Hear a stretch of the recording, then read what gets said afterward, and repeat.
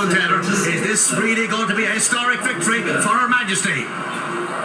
As you know, Ryan, there is a real air at the moment around the crowd. In fact, you'd almost say you could hear a pin drop here out front at Royal Ascot. There is a real anticipation for Reach for the Moon and Frankie Dettori coming out of store number 3. King Max completes the lineup of 6. They're in the gate. And they're off. In the Group 3, Hampton Court Stakes over a mile and a quarter. Cresta a little slow to go and it's taken in. And through the early stages, it's Claymore on the inside of Reach for the Moon, who are the two who stride on down the hill at the end of the first furlong. 2 lengths back to Hope, who's racing in 3rd position. On his outside is King Max in 4th, and then Maxud is in 5th, and he's lit up and extremely keen. And Cresta is switched off at the back of the field by Jamie Spencer. It's Adam Kirby and Claymore who now stride on into a lead of a length to Reach for the Moon in 2nd, who's just a little keen, racing in 2nd place, a length and a half off the leader Claymore. In 3rd is Hope, racing on the inside, and then King Max, followed by Maxud, the one who really hasn't settled at all in the early stages, and still the back marker is Cresta, as they on the field make the run up the hill. They're racing on now inside the final 3/4 of a mile, and Claymore has still got the lead.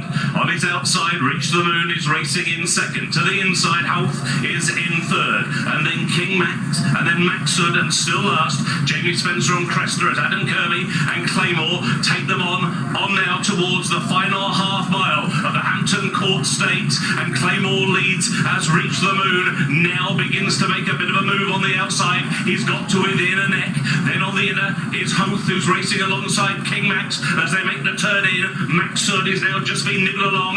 Cresta likewise now at the back of the field. Frankie gets lower in the saddle on Reach the Moon. He still has a length to find on Claymore as the field turns for home. Claymore has the lead. Reach the Moon set down for the drive by Frankie Dettori, and with a huge cheer from the crowd, he noses alongside Claymore, but Claymore is battling back tenaciously towards the inside. These two now are 3 lengths clear. Second again. Claymore now asserts once again. He goes on by 3 parts of length. The crowd are willing to Reach the Moon, but he just won't do it today. It's Claymore who has been really game, and Claymore wins the Hampton Court. Reach the Moon in 2nd, followed by King Max, and Cresta was never nearer. So it is a 7-1 winner. Claymore gives Adam Kirby his 10th win at Royal Ascot. It is a 3rd win at the meeting and a 2nd this year for Australian trainer Chapple-Hyam, based in Newmarket. Claymore got eyeballed by Reach the Moon, but in the end he's really knuckled down to it, and he's battled back really gamely to win by 2 clear lengths. Another really good front-running ride, this time by Adam Kirby. Reach the Moon in 2nd, King Max in 3rd, and Cresta in 4th. Claymore wins, off to the tower now for Kirby. And Chapple-Hyam, the wait will go on. Claymore wins it in the colours of Mary Slack. Now, Mary's the daughter of Harry and Bridget Oppenheimer, best known really for her interest in show jumping, but she's got such a nice horse here. And Hayley, Chapple-Hyam is having some week.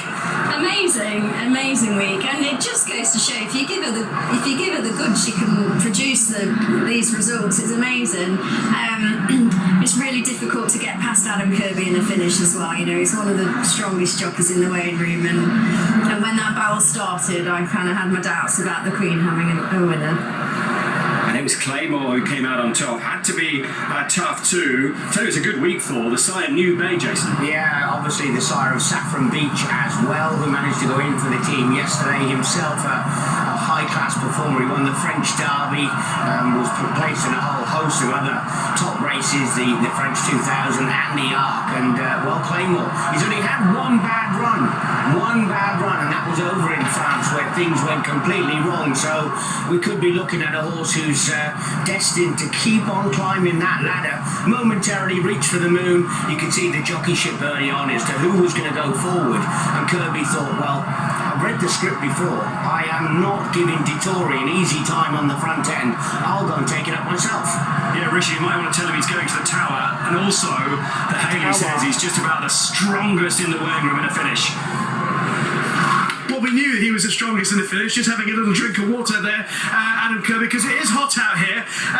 Some people are saying on the podium, not me, Adam, that you might be going to the tower for beating the favourite, but you must be delighted with the ride that you produced and the performance from this fella. Yeah, and obviously it's quite sad for the Queen, but listen, this horse is, he's always been a proper horse, and I think he proved that in his trial that he ran a great race. And last time was just an absolute disaster, but sort of. The draw was all against you. It was a disaster.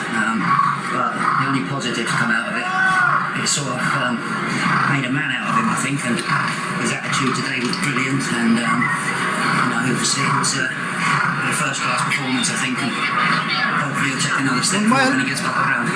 Just about the ride, Adam, and I know jockeys tend to just deflect it onto the horses, but you got the tactics beautifully spot on there.